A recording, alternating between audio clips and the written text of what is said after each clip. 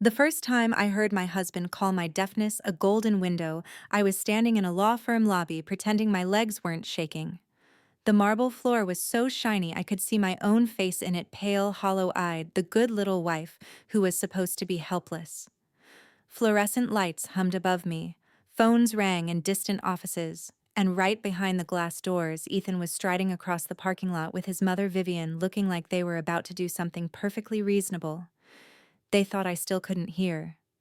They thought the woman they'd labeled incompetent was waiting quietly at home, surrounded by silence. But what they didn't know was that the deaf wife they were about to betray had heard every single word. Before I go on, tell me where you're watching from, and hit like and subscribe if you've ever been betrayed by someone you trusted. Because what happened next to me, no one saw it coming, not even the people who thought they had every part of my life under their control. I didn't always live in silence.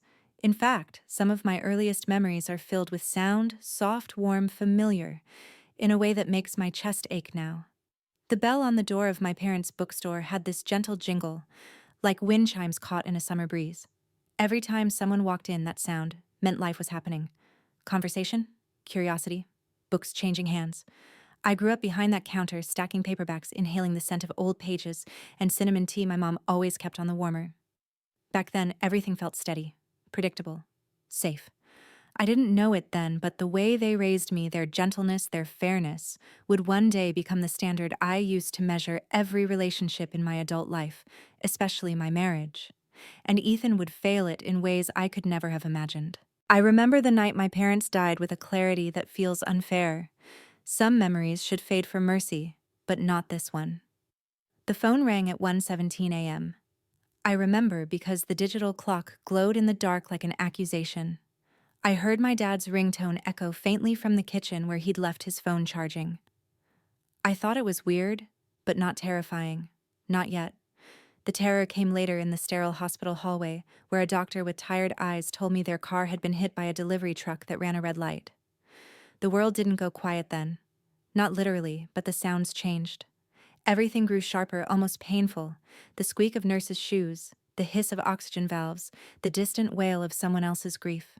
Before the funeral, a lawyer sat me down in his office, a place that smelled like leather dust and old coffee. He slid a folder toward me. "Your parents left a trust," he said gently. "They wanted you to have this, but only when you truly needed it. $220,000. Blood money. Love money. The last gift of two people who'd spent their whole lives living modestly, saving quietly, believing their daughter's safety mattered more than their comfort. I didn't touch a cent of it. I couldn't. Not while the bookstore still smelled like them. When I met Ethan 2 years later, it felt like the universe was finally letting me breathe again. He walked into a charity event my school hosted wearing a gray blazer and a smile that could have convinced anyone he was harmless. He had that clean, crisp confidence of someone who'd never once worried about belonging. We talked by the refreshment table for almost an hour, me with my hands wrapped around a cup of lukewarm cider, him leaning in like every word I said mattered. Ethan made me feel seen. That's what I remember most. After losing my parents, I had been drifting even while pretending not to be. He anchored me. Or maybe, as I'd later realize, he simply learned how to read my vulnerabilities and shape himself around them. Our wedding was small, elegant, and, if I'm being honest, tinged with something sour. I didn't have the courage to acknowledge. Vivian, his mother, wore navy satin and a frozen smile. She hugged me stiffly, her perfume sharp and floral, and whispered, "You clean up nicely," as though my entire existence before that day had been an embarrassing warm-up. During the toasts, she leaned over to Ethan, thinking I couldn't hear her over the clinking glasses. "She's sweet," she murmured, simple. "She'll trust you with everything." I laughed it off at the time. I thought it was just a poor attempt at a compliment. I didn't know it then, but that sentence would circle back years later, landing with the weight of a prophecy fulfilled. For the first few years, our marriage was normal, or what I believed normal looked like. I taught my classes, graded assignments late into the night, fielded calls from parents convinced their child was a misunderstood genius. Ethan built his career in real estate development, working on projects he spoke about like they were planets he personally planned to reshape. He'd come home tired but energized, talking about investment opportunities, permits profit margins. I didn't understand half of it, but I listened. I wanted to be supportive the way my parents had been with each other. He often said, "You don't have to worry about money, Clara. I've got us." And because I loved him, and because I wanted to believe I was safe again, I let him handle the finances. He kept everything organized in tidy folders, and I trusted the way he touched those papers the same way I trusted the way he touched me, with confidence, purpose, and a softness that later proved to be practiced, not natural. I didn't see the first cracks. I didn't want to. Then came the winter flu season at school. Coughs echoing down hallways, a dozen tissues crumpled in tiny hands, teachers dropping like dominoes. I caught an ear infection that lingered longer than any I'd had before. I took antibiotics, rested, when I could pressed warm compresses to my ear. But I also brushed off the deeper ache, the muffled ringing, the occasional dizziness. "It'll pass," I told Ethan. He nodded, kissed my forehead, but I could see in his eyes that something was shifting. Not concern, calculation. I didn't know it then, but he'd already begun asking questions. Quiet questions.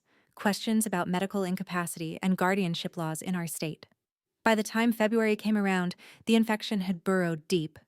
I woke up one morning in a cocoon of silence so thick I thought I was still dreaming. I tapped the alarm clock. Its red digits blinked, but it made no sound. My breath made no sound. Even Ethan's startled voice, "Clara, are you okay?" was just movement-shaped nothingness. The world didn't just go quiet, it disappeared. And Ethan stepped forward with open arms, ready to help. Or at least that's what I believed. I didn't know it mattered later that helping me was never his goal. It was controlling me. The first days of deafness were a kind of terror I never knew existed. People think silence is peaceful. It isn't, not when it swallows the world whole. Not when you open your mouth and hear nothing, not even your own voice. Not when you look at someone you love and realize communication has become a puzzle with half the pieces missing. Ethan reacted fast. Too fast, maybe. He grabbed his phone, typed messages to me, guided me around the house like I was made of glass. He took control of scheduling the doctor appointments, the insurance calls, the follow-ups. At first I was grateful. It felt like he was stepping up. Like he was becoming the husband I always hoped he'd be. Then Vivian moved in. She arrived with casseroles, floral scarves, and a tone that made my skin tighten. "You poor thing," she wrote on a notepad, large, neat letters like she was addressing a child. "You must be overwhelmed." She never wrote anything about strength, only weakness, fear, dependence, words she could use later. In those 5 weeks, the house changed. It wasn't mine anymore. The doorbell rang, and I never knew who it was. Ethan answered every time. Mail disappeared into his hands. Packages were taken upstairs. I would touch my phone and realize entire conversations with my principal had happened without me. "I'll handle it," Ethan would type. "Just rest." When I asked if any letters came from the bank, he smiled sympathetically, squeezed my shoulder, and wrote, "Nothing important." Back then I believed him. The strangest thing was how the environment became louder. In other ways, vibrations shifts tension. I began sensing when their conversations stopped abruptly as I entered a room. The way Vivian's expression softened too quickly, like she had to put on her caretaker mask. The way Ethan angled his phone away whenever I walked by. One night I found them in the kitchen speaking softly. Their bodies turned inward, like conspirators. Vivian was holding a folder, thick yellow worn. As soon as they noticed me, Ethan snapped to attention, took the folder, tucked it under his arm, and guided me gently back to the living room. He set me on the couch like I might break. Just talking about taxes, he wrote, his handwriting tight. I didn't know it then, but that same folder would become the center of everything. Jenna visited often during those weeks. She'd walk in with soups and grocery bags, take one look at me, and something in her face would harden. She tried to talk to me using slow lip movements, exaggerated gestures, but it was exhausting for both of us. Eventually, she resorted to her phone. "You look drained," she typed. "Are they actually letting you rest?" I shrugged because I didn't know how to explain the heaviness in my chest. The helplessness, the nagging thought that something wasn't right, not medically, but socially, emotionally, structurally. My marriage had shifted into an arrangement where I had no access, no voice, no privacy. But I kept telling myself it was temporary, that Ethan was protecting me, not isolating me. One afternoon, Jenna hesitated before leaving. She typed, "I saw Ethan at the hospital last week." She paused, typing slowly. He wasn't alone. The sentence sat between us, like a stone. I shook my head hard, more out of fear than certainty. Jenna didn't push. She just squeezed my hand before walking out. The front door closed without a sound I could hear, but I felt the vibration through the floorboards. 1 week later, Dr. Carter told me my hearing might never return fully. He wrote it gently on a small whiteboard. Some patients improve, some don't. Ethan stood behind him, nodding with exaggerated sympathy, his hand on my shoulder. But his grip felt too firm, like reassurance wrapped around possession. Then came the day everything changed. I sat in Dr. Carter's office for another routine test, expecting the familiar dead air. But when he pressed the button there, it was a faint beep, distant but unmistakable. My breath caught. Another beep, then another. Sounds rushed into my ears like light flooding a dark room. I whispered, "I can hear," and my own voice startled me. It was small, rusty foreign. Dr. Carter smiled wide, thrilled. He explained the recovery process slowly, carefully making sure I wasn't overwhelmed. I barely heard him. I was too busy hearing everything else, the squeak of his chair wheels paper, rustling, the faint buzz of the old fluorescent lamp. Before I left, he advised me gently, "Take a day, reacclimate. Don't overwhelm yourself with conversations yet. Let your mind adjust. A day. One day to process the miracle." But fate had other plans. When I walked into the house, Ethan was waiting. He held out the notepad like always. "How did it go?" He wrote, eyes wide with fabricated hope. And for reasons I couldn't explain then, something inside me whispered, "Wait." So I wrote, "No change." He exhaled, hugged me, and didn't notice how stiff I went. Maybe because he didn't care, or maybe because he already had a plan that depended on my silence. That night I lay in bed and listened, really listened, to the hum of the heater, to the soft tapping of branches against the window, and then to Ethan's voice through the barely cracked bathroom door whispering into his phone. Words I was never meant to hear. "Her being deaf is our golden window. We have to move now, Mom. Courts won't question a husband caring for an incompetent spouse." I froze. The world that had just returned to me crashed again, but this time it wasn't silence. It was clarity. The morning after hearing Ethan's whispered confession should have been the morning I ran, or screamed, or confronted him. But instead I played deaf. I slipped back into silence like it was a mask I could pull over my entire body. Every movement, every glance, every breath became part of a performance I never auditioned for. And yet, it might have been the most important role of my life. I woke up before Ethan that day, lying still and listening to the soft, rhythmic sound of his breathing beside me. It wasn't comforting, not anymore. It sounded like a countdown. Each inhale, each exhale ticked toward whatever plan he and Vivian were rushing to meet. I studied his face, the one I had once memorized with affection. Now it looked unfamiliar, too smooth, too practiced.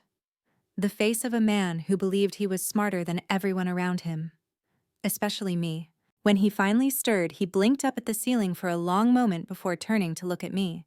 His expression softened, exactly on cue.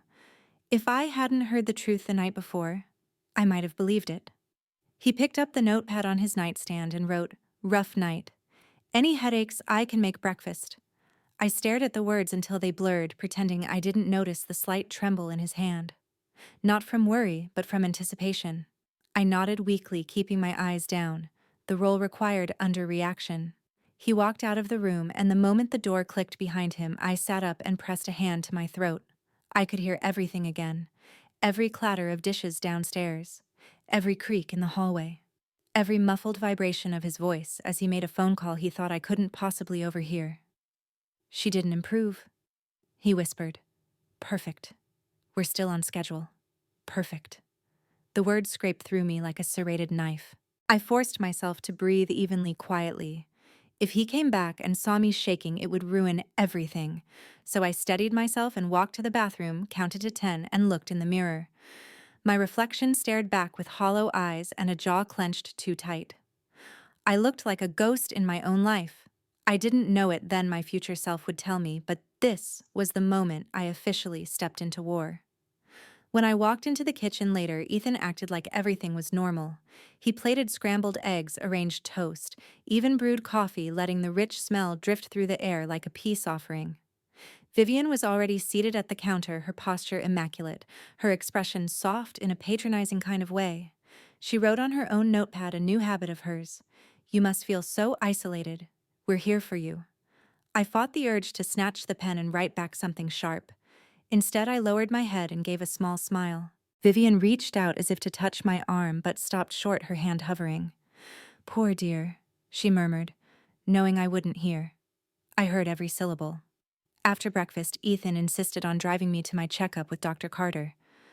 I don't want you walking alone, he wrote. I need to keep you safe. Safe.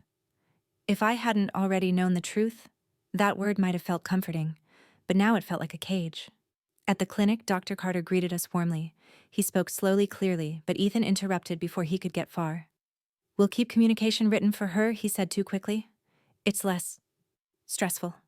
I saw the flicker of confusion on Dr. Carter's face.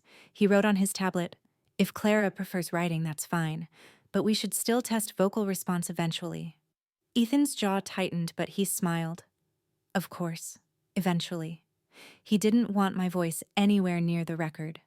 I didn't know the reason yet, but I filed the moment away. Another red thread in the web he was spinning around me. On the drive home, Ethan hummed quietly, a habit he'd always had when thinking deeply. I used to find it endearing. Now it made my skin crawl. His fingers drummed lightly against the steering wheel as he navigated the suburbs. When we passed the Lakeside Ridge billboard, luxury living coming soon, his eyes lingered a fraction too long. I followed his gaze. The future he wanted wasn't a life with me. It was a life funded by me. When we got home, he disappeared into his office. Normally, he'd leave the door cracked open, an unspoken invitation, but today, he shut it firmly. The thud of the latch echoed down the hallway. I stood there for a long moment, pulse ticking in my throat. Should I check again? Should I wait? Should I pretend none of this existed? My hand drifted toward the doorknob before I realized what I was doing. I forced myself to turn away. Not yet. If he caught me now, everything would unravel. I needed patience. I needed timing. I needed certainty. What I didn't know is that he was already altering documents inside that office, reshaping my life on paper before I could reclaim it in reality.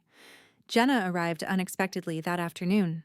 I didn't hear the knock, but I felt the vibration of it through the floor. She stepped in with bags of groceries and a look in her eyes that suggested she wasn't just here to check on me. She hugged me tightly, and for a moment I almost broke, but I kept my breathing steady, maintaining the role. She pulled back, studying my face, then took out her phone. You look different, she typed. Is something wrong? Everything I wanted to write, everything is wrong. But I simply shook my head. She frowned, then typed, I got called into the hospital for a double shift last week. I saw Ethan there again. He wasn't with a woman this time, but he was talking to someone in admin. Looked official. My heart stuttered. What kind of official? I typed, keeping my expression neutral. She shrugged. Paperwork. He said something about needing medical confirmation. He didn't see me. Medical confirmation. My stomach clenched. Ethan wasn't just exploiting my deafness. He was crafting a legal narrative around it. One that made him the benevolent caretaker, and me the dependent burden. I nodded cautiously, pretending comprehension mixed with sorrow, not rage. Jenna squeezed my hand again, her eyes softening. She typed, I know you're scared. I know you feel trapped. Just let me help you. I wanted to scream, I can hear you, Jenna, but I couldn't take that risk. Not yet. My secret was my only shield. As she left, I caught Ethan watching from the top of the stairs. His expression was unreadable, but something tightened in his eyes when he saw Jenna kiss my cheek goodbye. A possessiveness flared dark, almost territorial. He didn't like Jenna's involvement, which meant she was a threat. Which meant I needed her even more. That night, after the house settled and Vivian returned to her guest room, I listened again, truly listened to Ethan's voice drifting down the hallway as he spoke to someone over the phone. The words were quieter this time, more deliberate. The psychological report should be ready by the end of the week.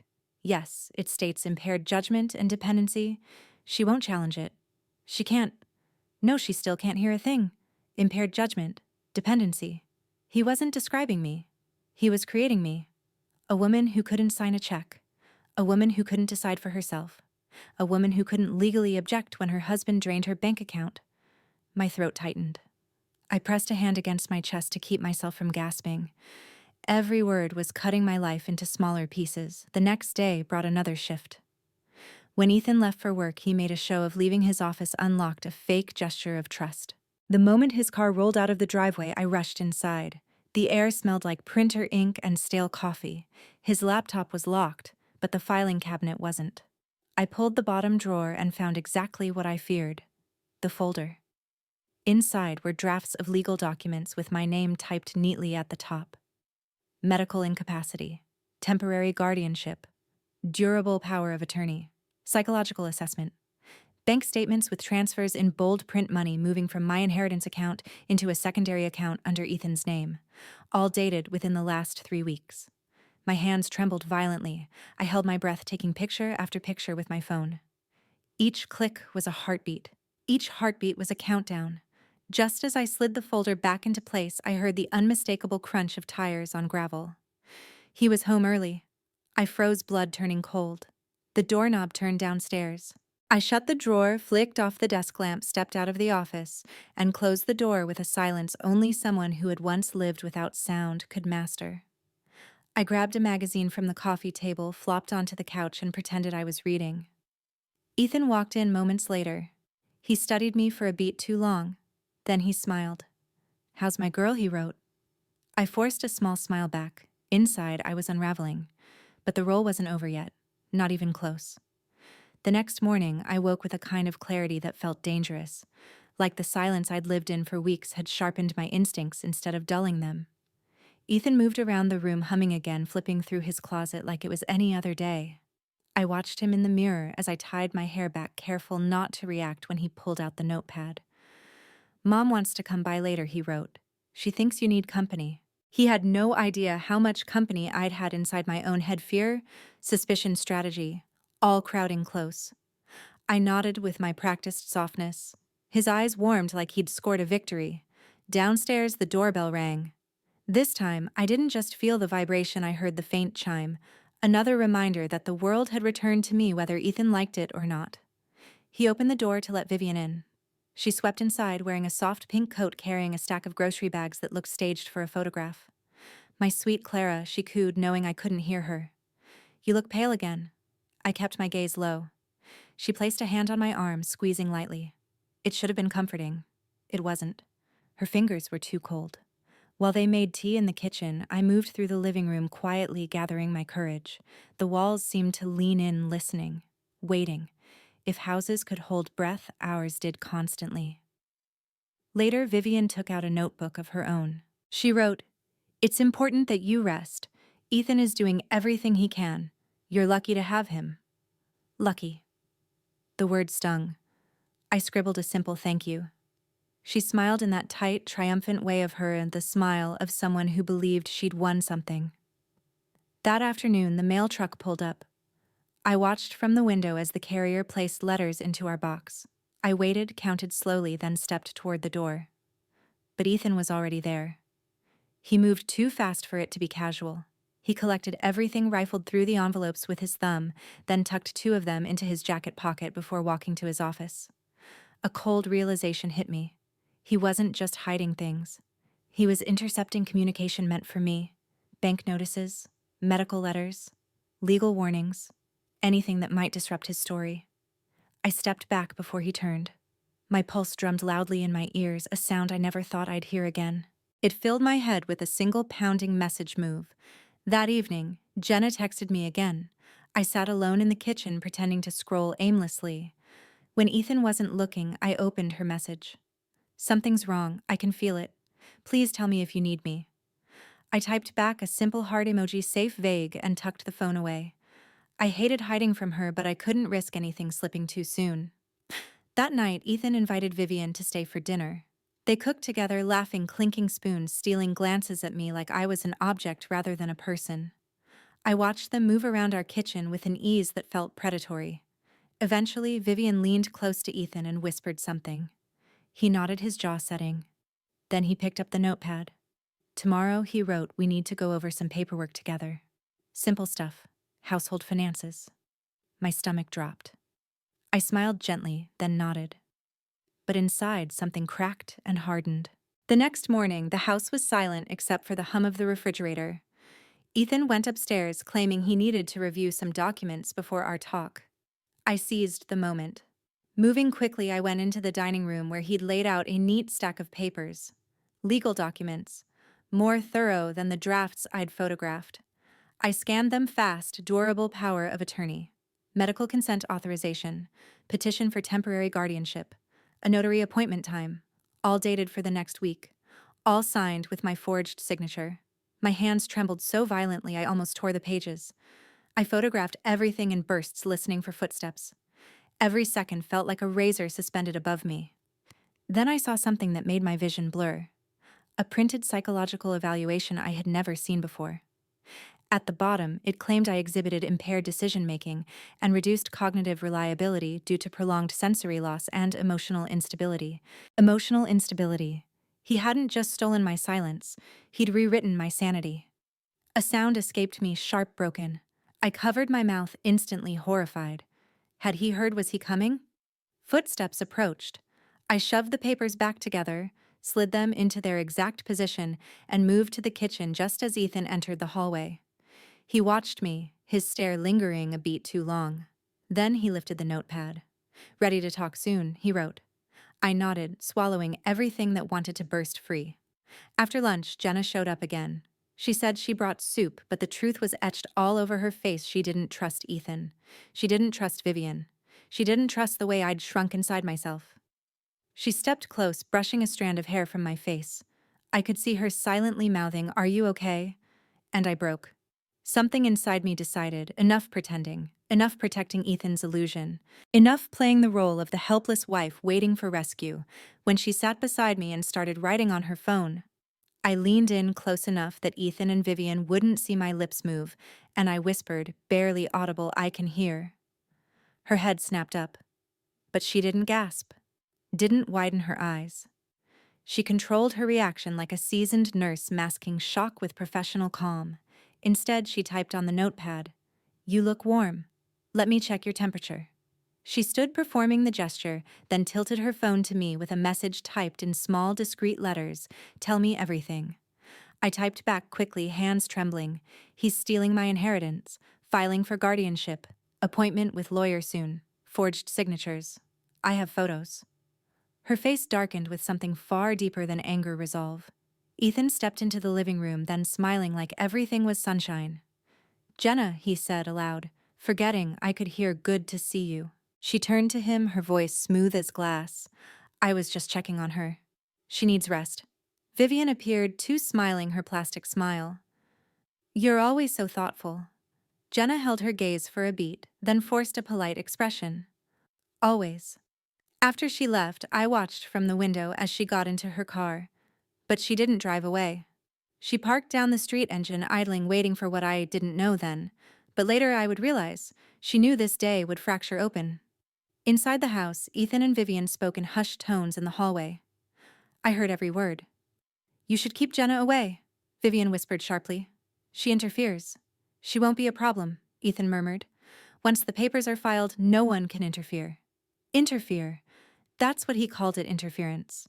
As though my autonomy was an obstacle he had to bypass. That night I barely slept. The universe had handed me sound again. And with sound came truth. And with truth came danger. The next morning, everything accelerated. Ethan dressed in a crisp, button-down shirt, his important meeting uniform. He checked his watch repeatedly.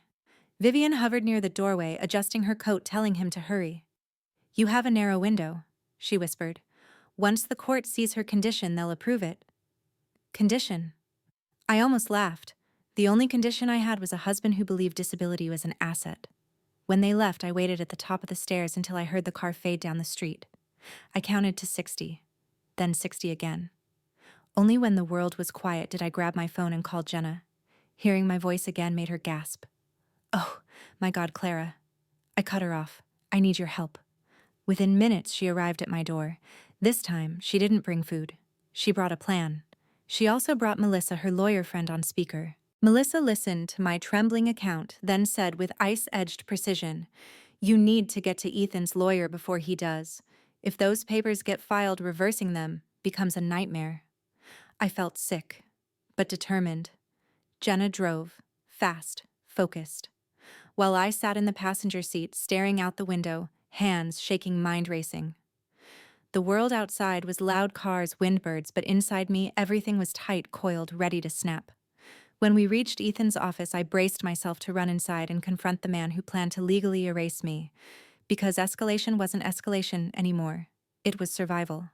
When Jenna pulled into the parking lot of Palmer and Associates, my pulse was hammering so violently it felt like a separate creature inside my chest. The building stood tall and glossy, one of those modern structures with too much glass clean lines.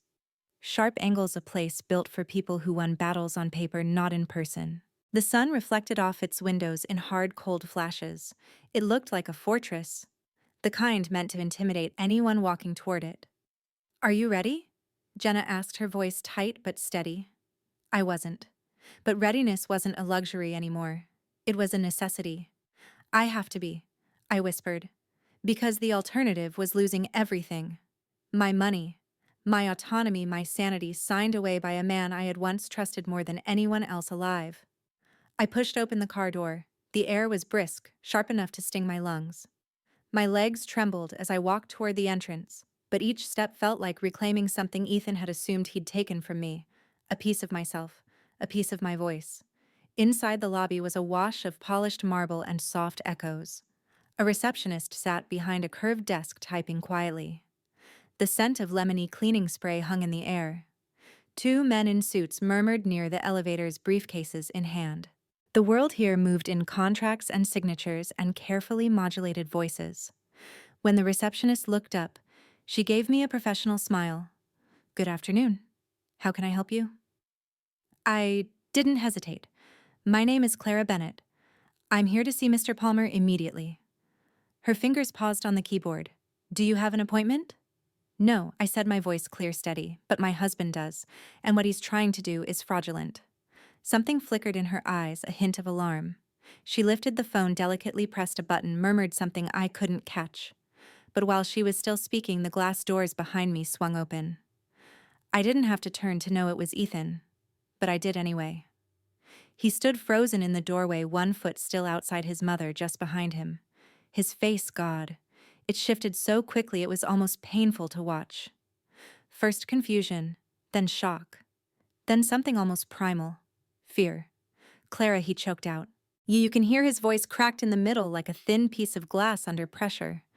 Vivian's hand gripped his arm, knuckles whitening. I turned fully to face him. For the first time in weeks, I didn't lower my eyes or pretend I didn't understand. "Yes, Ethan," I said, each word clean sharp. "I can hear." The silence that followed was louder than any sound in the room. He blinked rapidly like he couldn't compute it. Why didn't you tell you I finished?" "Maybe because I wanted to hear the truth first." Color drained from his face. I watched real-time recognition ripple through him, every whispered phone call, every forged document, every step of the plan that depended on my silence. He stepped forward too quickly, his voice hushed, strained. "Clara, let's go somewhere private. Please. This isn't what you think." I lifted my phone. "I have every document you forged, every email you printed, every bank transfer you made, every legal form you signed with my name." His jaw slackened. Vivian made a small strangled sound like her throat had closed. "Mrs. Bennett," a voice said behind me. I turned to see a tall man in an expensive charcoal suit standing in the doorway of a hallway. He looked like someone who lived entirely inside boardrooms, impeccable posture, silver hair, understated power. "Mr. Palmer?" I asked. "Yes." His eyes moved from me to Ethan, then back. "Why don't we all step into the conference room? I believe there is confusion to resolve." Confusion. The word felt almost laughable, but I nodded. Because the battlefield had been chosen, and it wasn't my home, or Ethan's office, or the sterile clinic where I'd rediscovered sound. It was here, in a glass-walled room where truth would echo whether Ethan wanted it to or not. The conference room was bright, almost aggressively so. A long glass table stretched across the center. Leather chairs circled it. Jenna slipped in behind me, her presence steady, grounding. Vivian hovered by the wall, wringing her hands. Mr. Palmer gestured for everyone to sit, then closed the door. Ethan leaned forward, elbows on the table, hands clenched. He tried to school his expression into calm, but panic leaked through the cracks. "Clara?" He started softly. "Honey, I was going to explain everything. You weren't supposed to find out like this." I laughed a cold, unfamiliar sound even to myself. Find out what? That you were trying to become my legal guardian, that you forged my signature, that you filed paperwork stating I was mentally unfit, that you moved $85,000 into an account I didn't even know existed. His face contorted. I was going to return it. I cut him off. Return my parents' money. The last thing they ever gave me, tears welled in his eyes. Probably real. But real tears don't erase real intent. Clara, you don't understand, he whispered. I needed that investment. I needed to secure our future. Our future. My voice rose, slicing through the brightness of the room. Or your reputation. Your ego. Your obsession with keeping up with Garrett Rhodes and his shiny new development. He looked like I'd slapped him. I leaned in, lowering my voice to something colder. You didn't want a marriage. You wanted leverage. Vivian stepped forward, suddenly voice shaking. He was doing it for both of you. You're being dramatic. Jenna snapped. Sit down. It startled even me. Vivian froze, then lowered herself into a chair. Mr. Palmer cleared his throat. Mrs. Bennett, you mentioned forged signatures. May I ask? You can ask, I said, pulling out my phone. And you can see. I laid it on the table, screen bright gallery open. Dozens of photographs. Legal agreements with my name scrawled in handwriting that wasn't mine. Psychological evaluations I'd never seen. Bank transfers written in thick black ink. Mr. Palmer's face shifted, not shock, but something more dangerous for Ethan, professional alarm. Mr. Hayes, he said slowly, did you tell me your wife was unable to communicate verbally or comprehend complex information? Ethan swallowed. She was deaf. I was handling. He told you I was incompetent. I said, not looking away from Palmer. He used my medical condition to justify power of attorney. That's not. Ethan tried. I slammed my palm onto the table. Everyone jumped, even myself. Don't lie. The room crackled with tension. I heard you, I said. Every word. Every call you thought was private. You said her being deaf is our golden window. You said the courts wouldn't question guardianship. You said I wouldn't fight because I couldn't. His lip trembled. Clara, please. Don't say my name, I snapped. You don't get to say my name. For a long moment, the only sound in the room was the faint hum of the building's ventilation system. Then Mr. Palmer exhaled slowly. Mr. Hayes, he said, I cannot participate in this. Effective immediately, I'm withdrawing from representation. If any paperwork has been prepared, it will not be filed. A shaky breath escaped me. Ethan shot up from his chair. You're my lawyer, I am, Palmer said firmly. A lawyer bound by ethics. And I will not be implicated in fraud. Ethan looked around wildly, like the room was collapsing in on him. Mom, he whispered desperately, do something. Vivian stood slowly. She approached me with trembling hands. Clara, you're overreacting. All marriages go through. I stepped back. This isn't a marriage. This is criminal. She flinched as though I'd struck her. Ethan's voice rose, frantic, cracking. Clara, please, I love you. You know I love you. No, I said quietly. You love access. He shook his head violently. It wasn't supposed to be like this. You weren't supposed to hear. You weren't supposed to find the document. The admission hung in the air, too honest, too raw. Even Vivian gasped at that.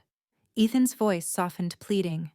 If you file charges, if you press this, you'll ruin my life. I looked at him for a long time, at the man I loved, the man I trusted, the man who saw my suffering as an opportunity. You ruined it yourself, I whispered. Then I turned to Mr. Palmer. Can you recommend divorce attorneys? Ethan staggered backward as though the words physically struck him. Clara, wait. Don't do this. We can fix it. I straightened, feeling something inside me settle, a steel rod replacing the hollow ache. I'm not waiting, I said. Not anymore.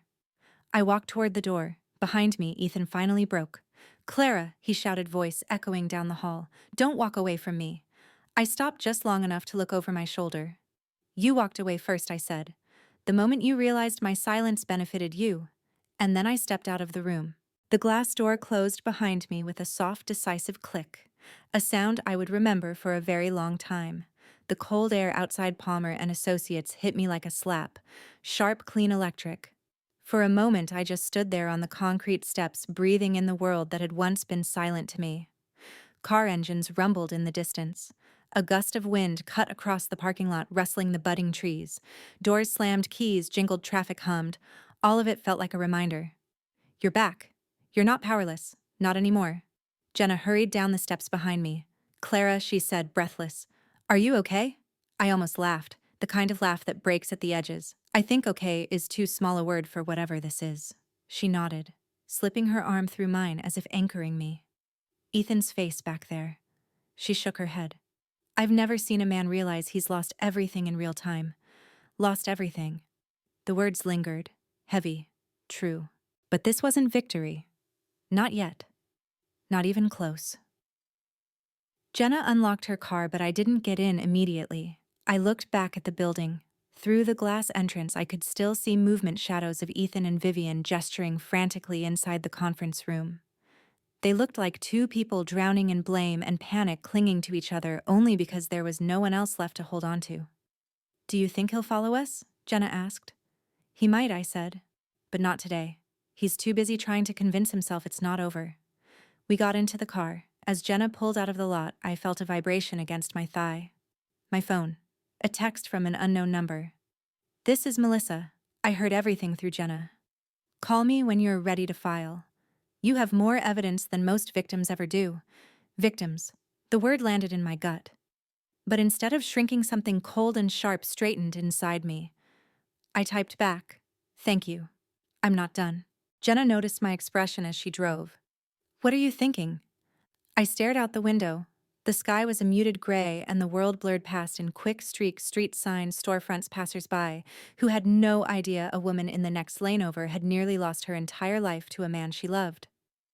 I'm thinking, I said slowly, that Ethan believes the only weapon I had was my hearing, that once it came back the game was over. And he's wrong, Jenna asked. I turned toward her, my voice steady.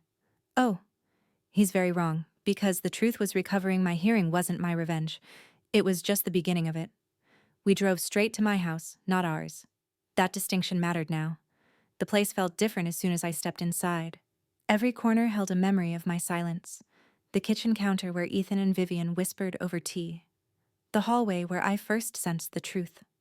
The bedroom where he pretended to comfort me while secretly planning to erase me. Jenna closed the door behind us. We need to get whatever documents he hasn't hidden yet. That's the plan, I said. We moved quickly. In the office, I opened the filing cabinet again. This time, I wasn't afraid of footsteps in the driveway. This time, I wasn't hurting in silence. Inside the bottom drawer, the folder sat exactly where I'd left it earlier. But something was different. A new sheet was tucked behind the others, a printed email thread. Ethan to Garrett Rhodes. Garrett funds will be in place by next week. My wife's condition is severe. Doctor says decision-making is impaired. I'll have full control soon. The lakeside deal is perfect timing. Don't let the spot go. E.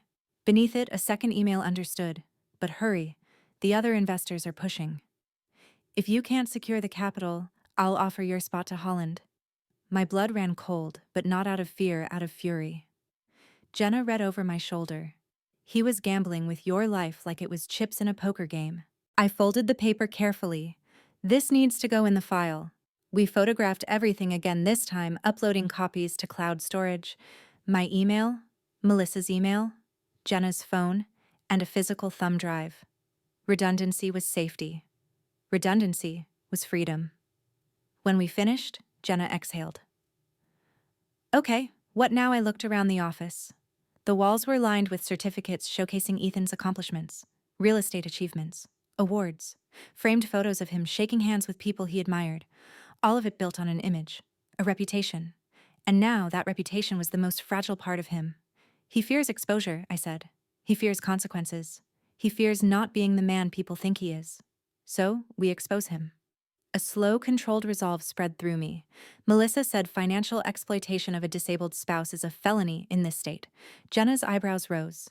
You want him arrested. I want him accountable, I corrected.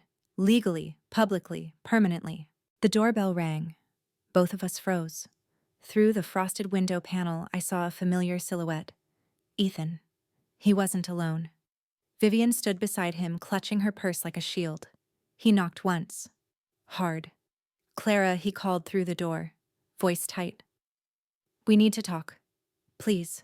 His voice cracked again, this time not in confusion, but desperation. I stepped toward the door but didn't open it. I stood close enough that my voice carried through the wood. We're done talking, Ethan. Silence. Then a trembling inhale. You're my wife, he said. We can fix this. No, I answered. You don't fix betrayal, you document it. He banged on the door once more. Clara, don't do this. Juan almost smiled. Cold, quiet, controlled. I'm already doing it, I said. And this time you can't overpower me.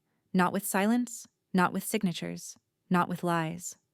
Vivian's voice broke in trembling. Clara, please, you'll ruin him. He ruined himself, I said. I'm just making sure the right people see it. I turned away, walked back into his office, and picked up the folder.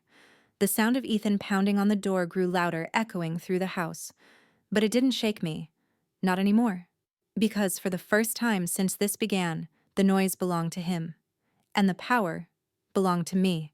If you've ever felt unheard, unseen, or treated like you didn't matter in your own home, then you understand why this story can't end here. I'm not the same woman who lived in silence, and I won't be the woman who lets betrayal slide back into the shadows.